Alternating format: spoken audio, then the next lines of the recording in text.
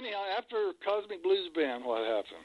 Then I came back to Big Brother, and I said, do you want to go on and, pursue this, or how do you feel, And they all said, yeah, let's do it. So then And that was without Janis? Yeah. So she stayed with the Cosmic Blue Band, or did she go? Yeah. She hadn't done her full tilt boogie thing Not yet. quite yet. Not quite yet, but within a month or something. Yeah, very close Okay. to starting that. But you just didn't what? Just didn't feel creatively fed with the Cosmic Blues Band? Well, that would be the A positive way of looking at it. The B negative way of looking at it was, we were just doing way too many drugs, and it wasn't working, and, it just wasn't working. It just, yeah, you needed more. Something else.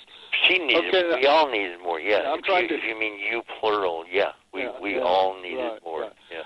I'm sitting here talking in so many different directions at the same time. Where in this period did Woodstock fit in? Right there, about 3 months later, maybe. Yeah. So she did. Now, did she play Woodstock with Big Brother? No. Okay, I didn't think so. Cosmic Blues Band. But you were invited to play with her. I was invited to play with her. I didn't do it though. Okay. I went back home. I was too stoned and too unhappy and too exhausted. Yeah. Well, that's the hardest thing is every night to have to get up in front of an audience and give them everything you got. I mean, after a while, It's always hard. That's hard for anybody. Yeah. So you decided to go home and rest, and she went on to Woodstock and did her thing there, and she was a big hit at Woodstock. Yeah, she was. What was it? The story goes that she didn't. Was it the commercialism? All the band. She didn't want to be taped because she thought it was a commercial. Well, that was probably smart of her, not to want that to be taped. But I don't know. I just wasn't there. I don't know. Well, then they came back and begged her to tape it. Yeah. Or something. Well, she's probably used to that from Monterey. The same thing happened there. Maybe I'm getting the two stories mixed up. No, probably not. That sounds right. Okay. Yeah. I think it might have been Monterey that I'm thinking, because she came back in a whole different outfit. That's Monterey. Yeah. The first time she played in her feather boa and all that, and then she went back and they begged her to come back and tape, and she came out in that little pantsuit thing. And that was Monterey. Yeah. That's the first one. That's like real early. Yeah. Woodstock is right. Late, like at the end. Monterey Pop was the really first time that outside of San Francisco area that the people were exposed to you all, right? Yeah, and to most of the San Francisco bands there. That's what it was for, supposedly. Oh, to spread what was going on in San Francisco to the rest of the world, or right? Whatever. Okay, yeah, okay. It was Los Angeles, the professional career city, who was taking San Francisco by the hand and going, "Hello, world. This is what this counterculture up here is all about, and we're going to cash in on it."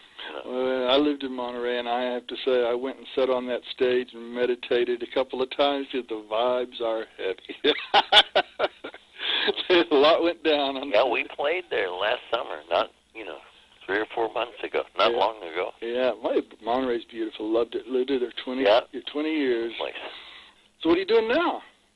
What I'm doing now is I'm music directing that play called Love, Janis. So she's still a very big part of your life. You'll never get away Always. from that. I'll be in the Janis Joplin business. And you haven't, I can tell there's no regret.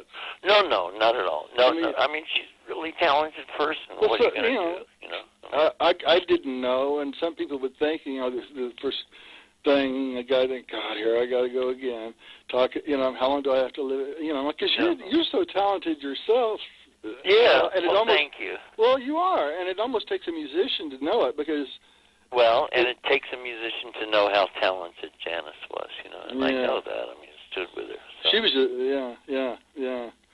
Well, you shared the stage with every big act in the world. Yep. And still do sometimes. Still do, yeah, exactly. That's what's so neat is... And I get to hire a lot of people, and this is important, who are better than any of those people, because fame is partially talent, but not a lot of it. It's more like timing and luck, but mostly it's really hard Somebody who's famous right now is working at it, 25 hours, harder than you and I would work in a month. They do it in a day, Well, and again, Frank Zappa. Stay there, Anybody, as trivial as you want to go. Paris Hilton, she's working at it all fucking day to be that famous, Yeah. I know that, and the stresses and the pressures are incredible. Unbelievable literally unbelievable what goes on at that level, So now, right now, Big Brother, how many original members? 3 out of 5. 3 out of the 5, and only.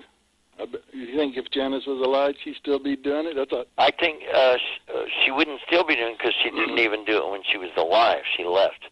But I think she would have come back, and we would have done a couple of projects together, probably. Because they go, you really came out when you were with that band, and that band was special for you, and I think if she would have lived, Full Tilt Boogie, her last band, would have been as much as or more important, for her legend. You've gone through a few female singers since Janis. It's almost kind of like Spinal Tap and their drummers. Yeah. Do you just wear them out for them? Compared to Spinal Tap's drummers, you know what I mean? How they had 15 times that many singers. Is that right? Yeah. Oh. They don't have any. They're not even touching us. Well, you know what I meant by that analogy. I know what you mean by it, but we've had 40 years. They were talking about looking back over 5 years. Yeah, right. We've done this for 40 years now.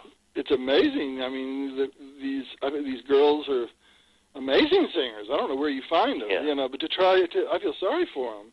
To try to do what Janis did. I do too. But the real important ones probably secretly think they're better than Janis, and in some ways they are. They deliver a more consistent product. You can't. Their tragedy is you can't. Janis was a phenomenon. She was her own self. It would be like stepping and trying to be Billie Holiday. Right. You just cannot do that. It's impossible. It's an impossible task. So what they do is they be real strong and they go on their own trip. They go their own way, and they do it really well. When you wrote the song, I'm just going to say, Cheap Thrills, because we talked about it before, but all your songs, actually, I mean, you've written some amazing songs. Thank you. Did you write them with Janis in mind? When she was around, I wrote them with her in mind, Yeah. So, because, I mean, when I hear these other girls, and I should call them women, I'm sorry, I don't mean that in any disrespect if any of them are listening, but, I mean, they're all amazing, and it's almost like they are forced to imitate Janis because it wouldn't be doing the song. I mean, they're not just doing it for entertainment. They're singing her songs, Well, yeah, I guess so. Yeah. But this, if Doris Day sang it, you catch what I'm saying? It wouldn't do the job. Well, Doris Day wouldn't get the job. I mean, I love Doris Day. I love her. Don't get me wrong. I really love her. She's got her own.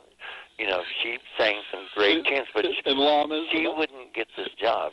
Well, you know what I mean. It's a tough job. You need like Sophie Tucker. Do you know who that is? You need or Ethel Merman. I believe in transfer of energy. Like the first thing I'd do would be I'd be wanting to shake your hand because I think I'd get something out of there. Yeah.